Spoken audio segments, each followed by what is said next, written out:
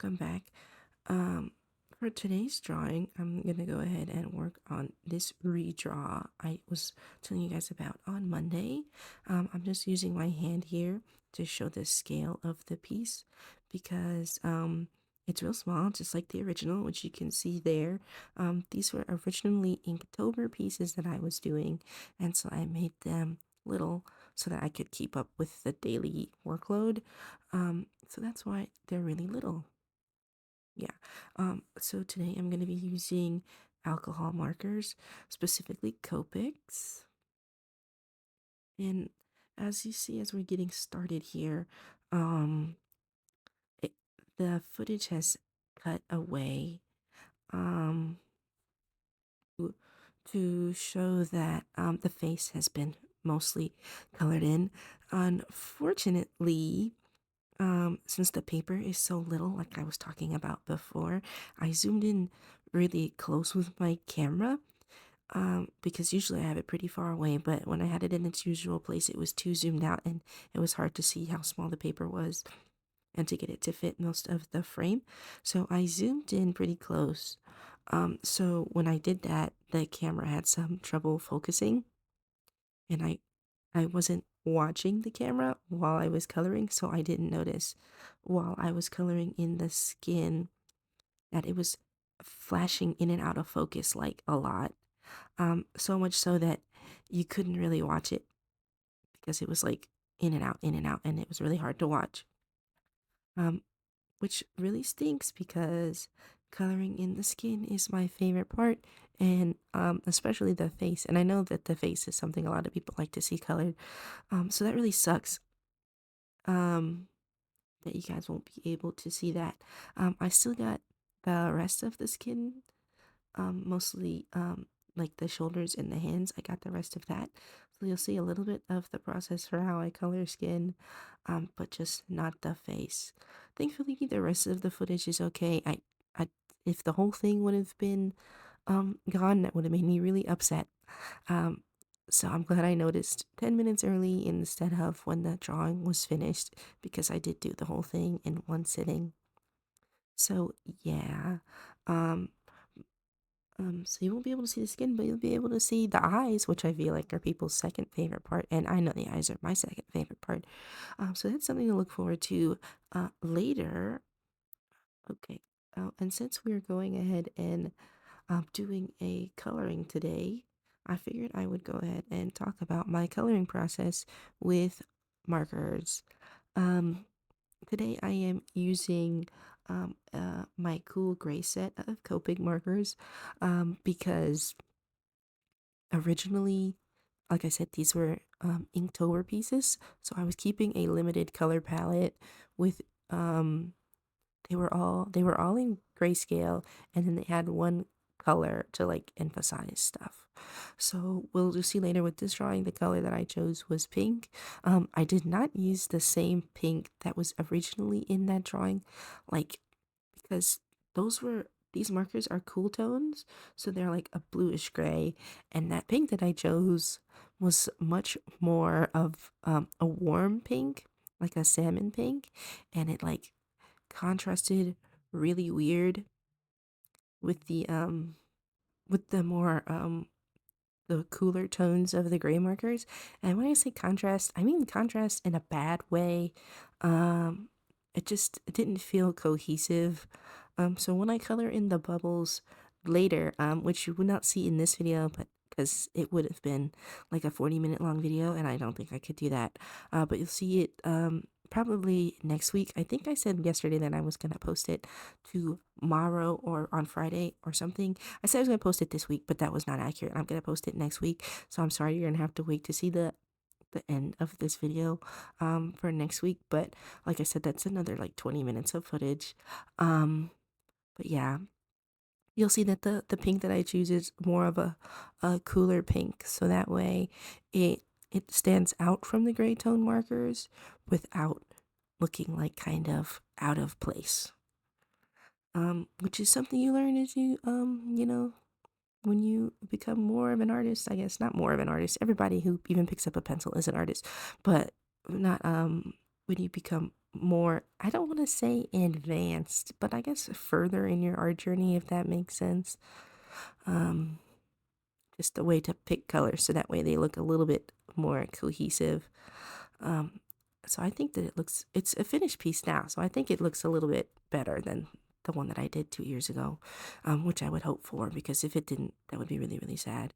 Um, so yeah, uh, so that's a little bit about how I choose colors. But when it comes to actually coloring in the drawing, I usually a little bit all over the place. Sometimes I like to work light to dark with my markers.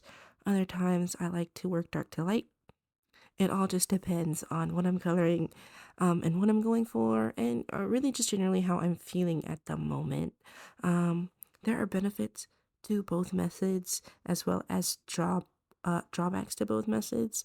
But for this piece in particular, I started off with laying down the midtones or the initial shadows, like the second darkest shadows. Um, since this piece is um, a grayscale piece, except for the bubbles, which will be pink later, like I talked about. The white of the paper is actually acting as the base tone of her skin, so I don't have to lay down a base tone first, so I can just go ahead and go in with the shadows. Um, I'm not going to talk about what specific markers I use for this. Like I said, I just use the gray tone, the cool gray set of Copic markers. Um, if in the future you guys want to know which markers I specifically use for a piece, you can go ahead and let me know. But yeah.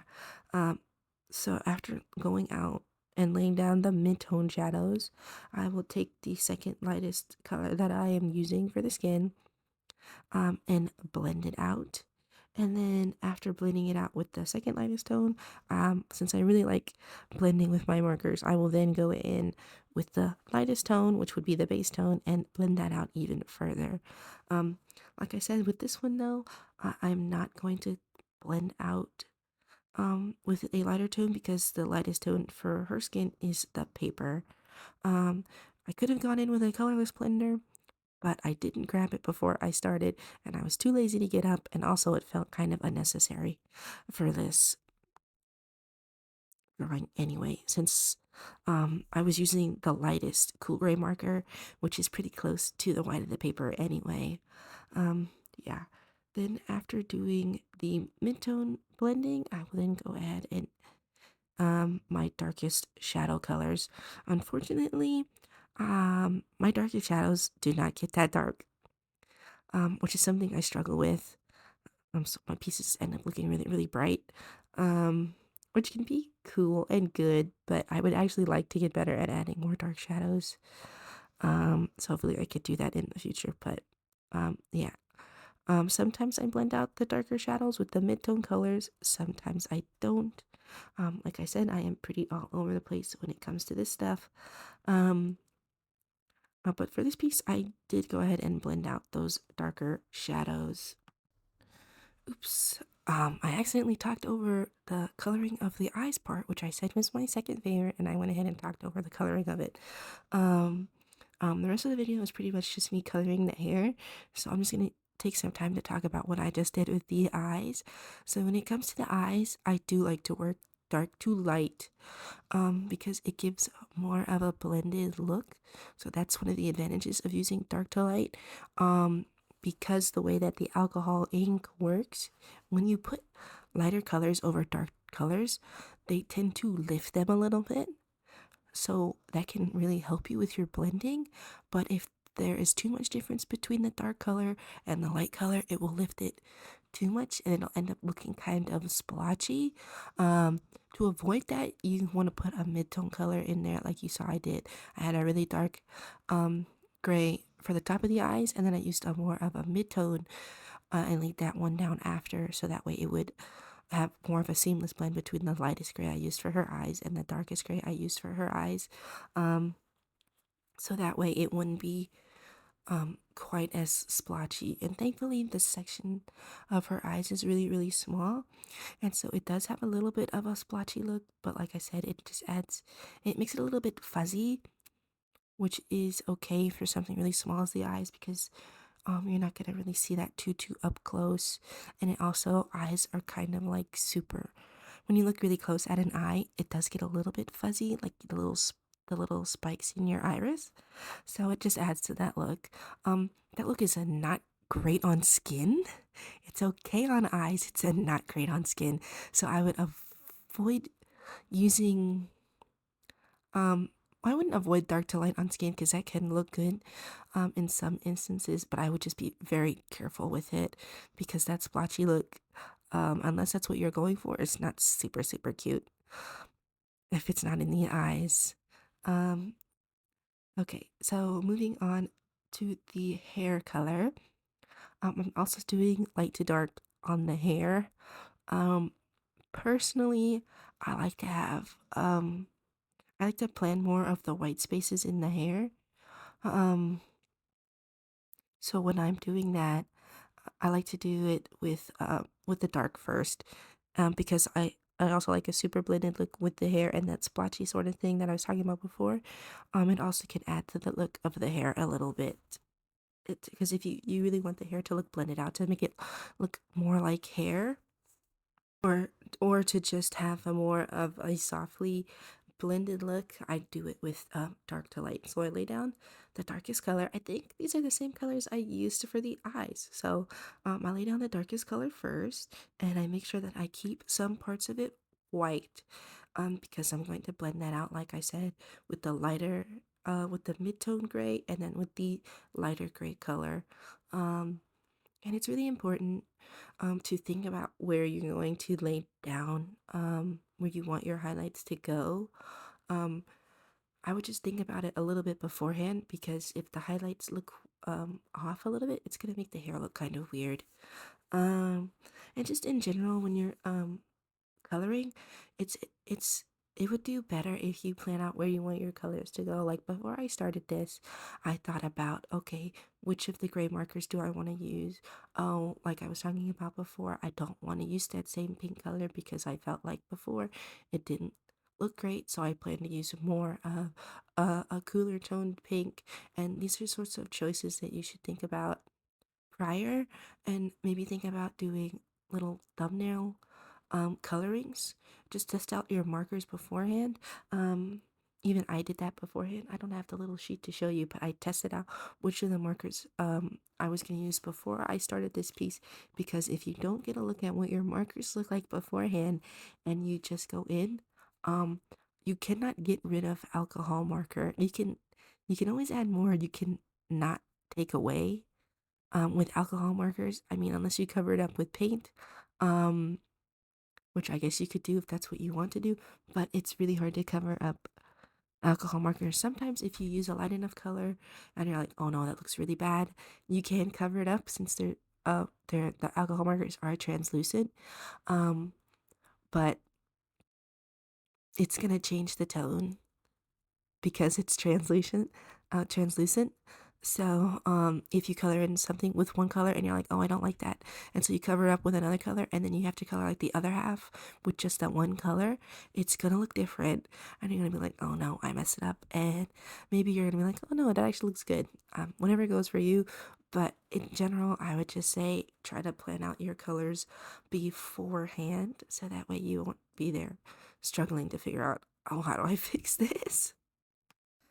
And that's not to say, like, maybe some of you guys are great at picking out colors.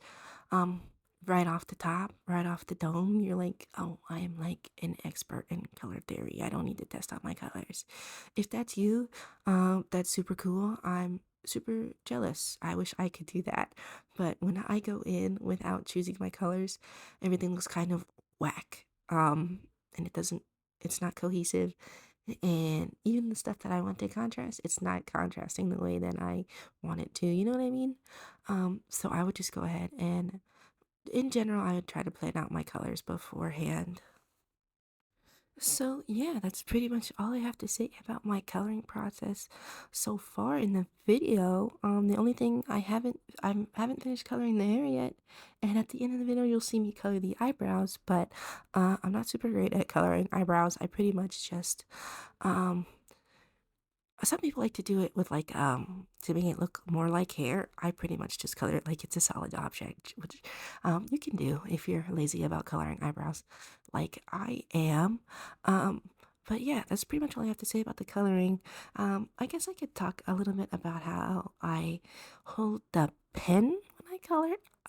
Which might sound like that's weird. Why are you gonna tell me about how you hold the pen?